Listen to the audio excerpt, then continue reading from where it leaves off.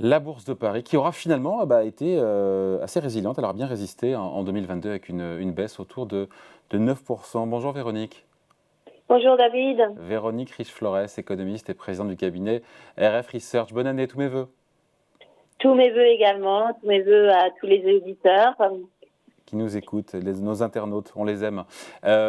Si on refait un petit point là quand même, on a eu l'an passé, tout le monde le sait, mais je le redis quand même parce qu'on a eu les turbulences internationales qui quand même se sont multipliées tous azimuts. L'an passé, la guerre en Ukraine, on le sait, l'inflation galopante, on le sait, la remontée brutale des taux, et on y est toujours, la crise énergétique qui n'est pas finie.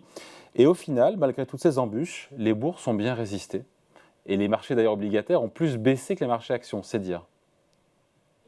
Et oui, alors c'est particulièrement vrai en Europe, plus vrai en Europe qu'aux États-Unis, où quand même le bilan boursier est nettement plus sévère.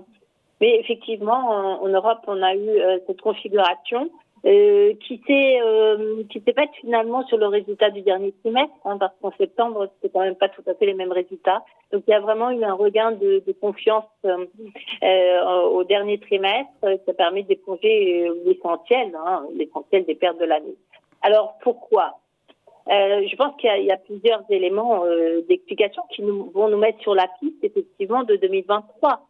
Le premier élément d'explication, c'est que quand même il y a eu une normalisation des conditions sanitaires qui a porté ses fruits, notamment dans les activités tertiaires, et ça a été effectivement un soutien à la croissance. Rappelez-vous, on pensait tous qu'on aurait une récession au deuxième trimestre, puis au troisième, puis au quatrième. Finalement, il n'y a pas eu de récession. La croissance a été maintenue essentiellement, alors non pas par l'industrie, comme c'est traditionnellement le cas en période de repli, mais bien par les services, une croissance très endogène, qui trouve également ses racines dans des politiques publiques qui ont été exceptionnellement porteuses, exceptionnellement présentes. En tout premier lieu, en Allemagne. L'Allemagne a changé radicalement son fusil d'épaule en matière de politique budgétaire. Ça a permis d'abord de maintenir la croissance ou l'activité domestique, en particulier de la consommation, l'investissement également. Et puis ça a ouvert un petit peu les vannes à tous les pays européens qui ont suivi dans ce mouvement de soutien exceptionnel des politiques publiques. Et je pense qu'il faut absolument pas oublier cet élément-là parce qu'il est majeur dans l'équilibre de la politique économique, ce qu'on appelle le policy mix. D'un côté, les banques centrales ont durci les conditions monétaires, effectivement, mais pas au point d'annihiler ce soutien des politiques publiques qui, notamment, ont permis d'absorber le choc de prix énergétique en particulier. Oui, mais alors, du coup, oui. La conséquence de ça, c'est que la situation des entreprises, en réalité, n'a pas été aussi mauvaise. Elles ont pu conserver un certain pricing power. Ça veut dire, effectivement, passer dans leur prix de vente la hausse de leurs coûts, en bonne partie. Et certes, ça a fait plus d'inflation, mais l'un dans l'autre, en réalité, tout ceci s'est équilibré avec, de facto, puisqu'on a eu une inflation effectivement record, des taux d'intérêt réels, c'est-à-dire des taux d'intérêt directeurs ou des marchés, corrigés de l'inflation, qui ont été historiquement bas. Et ça, je pense que combiné effectivement au pricing power des entreprises et aux résultats qui ont été au rendez-vous en réalité, eh bien, ça a permis effectivement cette reprise boursière et de terminer cette année dans des conditions autrement meilleures que ce qu'on avait pu redouter dans le courant de l'année. Est-ce que l'histoire peut bégayer? On voit le CAC 40, bon, c'est la première journée, on est à plus 1,5% aujourd'hui. Est-ce que ça peut se poursuivre encore une fois? Est-ce que les profits des entreprises peuvent résister cette année, en 2023?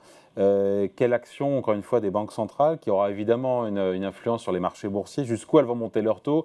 Est-ce qu'elles vont les garder à un niveau très élevé, trop élevé? C'est tout ça qui décidera de l'avenir des marchés boursiers.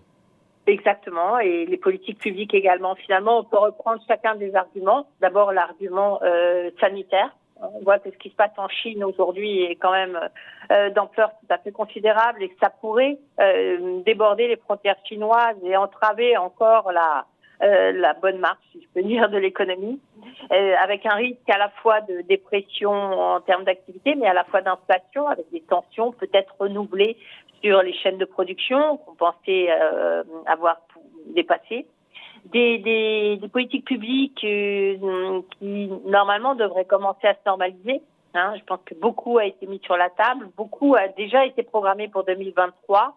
Donc les marges de manœuvre, là encore, devraient être réduites. Il faut néanmoins garder en tête que tant ces taux d'intérêt réels sont aussi faibles, finalement, là aussi, ça aide les gouvernements à être présents, puisque le coût du surendettement est pour l'instant relativement limité. Et on peut imaginer qu'à ce niveau-là, effectivement, il y a un peu moins de largesse. Et enfin, les politiques monétaires, est-ce que les banques centrales vont effectivement arrêter de remonter leurs taux comme l'anticipent les marchés, c'est-à-dire assez rapidement? Je pense que c'est un point essentiel. C'est pas tranché du tout. Autant, enfin, on a un peu plus de visibilité pour le coup sur les marchés américains, mais en Europe, on est peut-être loin du compte. Peut-être que beaucoup d'opérateurs se trompent. Tout à fait. Et j'ai envie de dire que les conditions monétaires sont très loin d'être normalisées. Alors, soit vous avez un stress économique, une menace de récession, une interruption rapide des indicateurs, l'amélioration des indicateurs, qui vient freiner l'action des banques centrales, soit finalement elles ne sont pas freinées et elles continuent le job. Et le job, potentiellement, peut les conduire à remonter leur taux d'intérêt encore très significativement. En zone euro, pourquoi s'arrêter à 2 ou 2,5% alors que l'inflation est encore proche de 10% et que l'activité n'est pas en récession? Donc vous pouvez très bien avoir une banque centrale européenne qui aille vers 4-5% pour ses taux repo. Qu'est-ce qui l'empêche tant que la croissance tient? Ce qui va l'empêcher, ou ce qui peut les freiner, c'est précisément le retour à des taux d'intérêt réels proches de zéro, voire temporairement supérieurs à zéro. Là, effectivement, elles considéreront qu'elles ont fait leur travail et qu'elles pourront lever le pied. Mais il y a une espèce de course-poursuite entre l'inflation d'une part et la politique des banques centrales. Et aujourd'hui, effectivement, on ne peut pas écarter l'idée qu'elles aillent plus loin, nettement plus loin. Alors, est-ce que ça finira par heurter les marchés? Sans doute. Une fois que je pense que l'argument des taux d'intérêt réels négatifs a été extrêmement porteur pour le contexte financier et c'est ça qu'il va falloir surveiller parce que c'est ce qui va également probablement dire au gouvernement, là, on ne peut plus jouer. Là, il va falloir être beaucoup plus vigilant. Et c'est à partir du moment où les taux d'intérêt réels reviendront vers zéro. Alors, on n'y est pas encore. On en est même très loin en zone euro. Mais c'est normalement le mouvement qui devrait se profiler au premier semestre. Et donc moins favorable aux entreprises. En même temps, quand on voit le CAC 40 qui capitalise 11 fois ses bénéfices à venir sur 2023, on se dit qu'à 6500 points et des brouettes, c'est pas délirant comme valorisation, sauf si on se trompe sur les croissances bénéficiaires à venir. Voilà. Ben oui, tout est lié, effectivement, et c'est bien ces croissances bénéficiaires. Et attendu en hausse de 2% des profits pour 2023. Et on se dit que s'il y a récession, dans quelle mesure les profits peuvent croître quand il y a récession et quand il y a contraction de l'activité?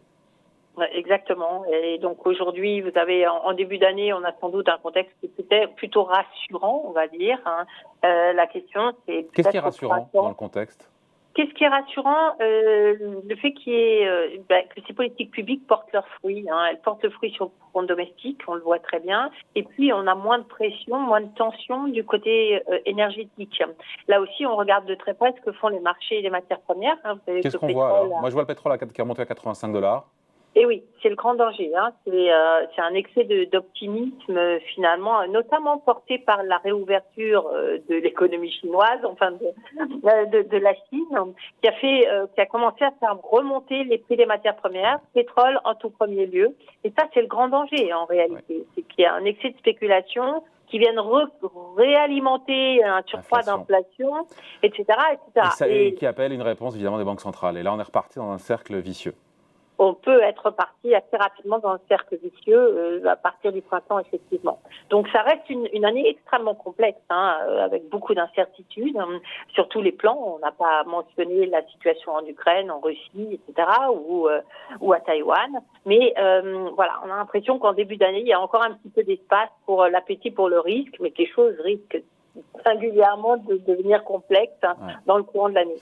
Dernière question juste, Véronique. Quel degré de récession les marchés boursiers ont intégré?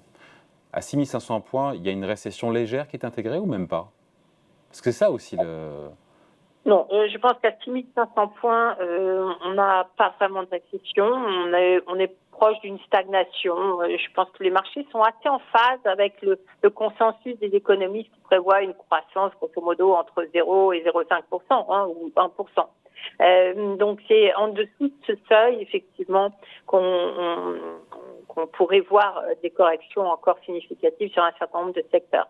Et puis il y a, alors pour ce qui est le marché français, effectivement, il y a cette exposition internationale qui est quand même très forte, et notamment la question autour des entreprises du luxe. Et là se posent à la fois les incertitudes en matière de taux de change et de demande, encore une fois, asiatique et chinoise en tout premier lieu. Allez, merci beaucoup. Encore tous mes voeux, Véronique. Merci, Véronique Riche-Flores. Bonne année. Au revoir. Pareil, économiste et président du cabinet Ref Research. Salut.